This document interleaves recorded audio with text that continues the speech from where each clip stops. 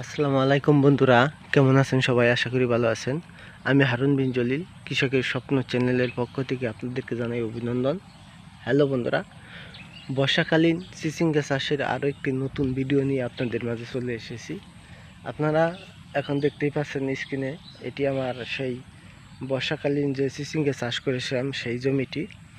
আলহামদুলিল্লাহ, যেদিকে তাকাচ্ছি সেদিকেই চিচিঙ্গা আর চিচিঙ্গা। অনেক লম্বা এবং বড় বড় চিচিঙ্গাগুলো দেখতে অনেক সুন্দর, কালারগুলো বেস্ট হয়েছে। আপনারা দেখতেই পাচ্ছেন অনেক বড়। যদি আমি দূরে থেকে দেখাই, অনেক চিচিঙ্গা। আজ এই চিচিঙ্গাগুলো আমি হারভেস্টিং করতে এসেছি। আগামীকাল বাজারে নিয়ে যাব। যদিও বাজারের অবস্থা তেমন ভালো না, 800-900 টাকা মন, কিন্তু তারপরেও আলহামদুলিল্লাহ দেখা যায় যে চিচিঙ্গা 800-600 টাকা মন বেচলেও চিচিঙ্গাতে লাভ হয়। কারণ চিচিঙ্গার জমিতে আসলে চিচিঙ্গা চাষ করতে গেলে চিচিঙ্গা জমিতে তেমন খরচ হয় না। আর আমার যেহেতু এই মাছাটা পূর্বেই ছিল, এই মাছাটা ছিল একটা মাছা। কারণ এই মাছাতে আমি করলা চাষ করেছিলাম। এই করলা চাষের পরেই সেই মাছাতেই আমি রোপণ করে দিয়েছি চিচিঙ্গা। এখন আপনারা দেখতে পাচ্ছেন যে আলহামদুলিল্লাহ বেশ ভালো। কারণ আমি তো ঘাবড়েই গিয়েছিলাম যে এর আগে যে 15 দিন এক নাগাড়ি বৃষ্টি হলো, তখন আমার গাছগুলো প্রায় হলুদ হয়ে গিয়েছিল। কিন্তু হলুদ হয়ে যাওয়ার পর আবার যখন নতুন করে সার প্রয়োগ করেছিলাম গাছে, তারপরে বেশ সুন্দর একটা রেজাল্ট এসেছে। অনেক সুন্দর চিচিঙ্গা। আসলে আমি অন্য দেখেছি যে বাম্পার ফলন কিভাবে হয়, ঠিক আমি মনে করছি যে এটাই আমার জমিতে একটা বাম্পার ফলন।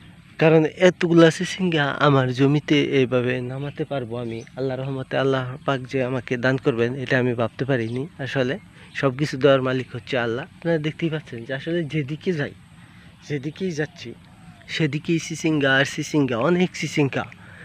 যদিও আমি গত শুক্রবারে এই জমি থেকে 60 কেজি চিচিঙ্গা বাজারে নিয়ে বিক্রি করে ফেলেছি।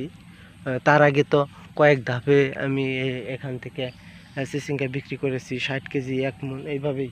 যে এই চিচিঙ্গাগুলো 2-3 দিন পর পরে কাটতে হয়।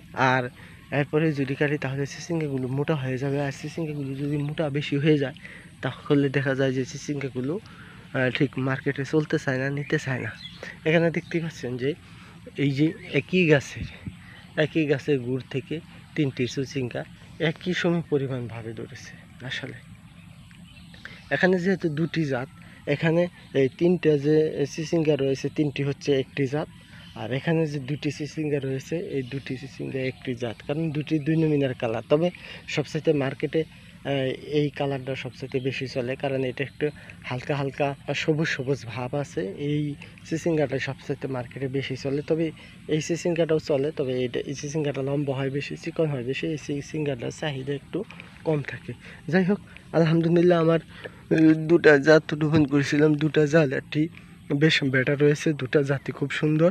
এই চিচিঙ্গাগুলো এখন আমি মাছা থেকে কেটে রাখবো, কারণ চিচিঙ্গাগুলো এখন বড় হয়ে গেছে। আর এই চিচিঙ্গাগুলো এখন যদি আমি না কেটে রাখি তাহলে দেখা যাবে যে এই রাত্রের মধ্যে চিচিঙ্গাগুলো অনেকটা ফুলে যাবে, মোটা হয়ে যাবে। তখন এই চিচিঙ্গাগুলো বাজারে নিলে ব্যাপারীরা নিতে চাবে না। সেজন্য কালকে যেহেতু আমি বাজারে বিক্রি করবো চিচিঙ্গাগুলো, সেজন্য আজই আমাকে চিচিঙ্গাগুলো কেটে রাখতে হবে। আর কীভাবে মানে চিচিঙ্গাগুলো আমি পাবো সেটাও আমি আপনাদেরকে দেখাবো। সম্পূর্ণ মাছা থেকে এখন আমি চিচিঙ্গাগুলো হারভেস্টিং করে ফেলেছি, মানে চিচিঙ্গাগুলো কেটে ফেলেছি। এখন এই চিচিঙ্গাগুলো আমি এক জায়গায় স্তূপ করব।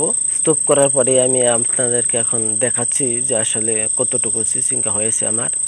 চিচিঙ্গাগুলো মাছা থেকে সংগ্রহ করার পর সবগুলো চিচিঙ্গাই আমি এক জায়গায় সংরক্ষণ করে ফেলেছি। এখন আপনারা দেখতেই পাচ্ছেন যে আসলে মাছার ভিতরে যে মাছায় থাকাকালীন যে চিচিঙ্গাগুলো ছিল, তখন যে ভিডিওতে আমি চিচিঙ্গাগুলো দেখিয়েছিলাম, চিচিঙ্গার কালারগুলো বেশ ভালো দেখাচ্ছিল না। কিন্তু এখন চিচিঙ্গাগুলো মাছার নিচ থেকে বের করা আনার পর চিচিঙ্গাগুলো অনেকটাই সুন্দর লাগছে।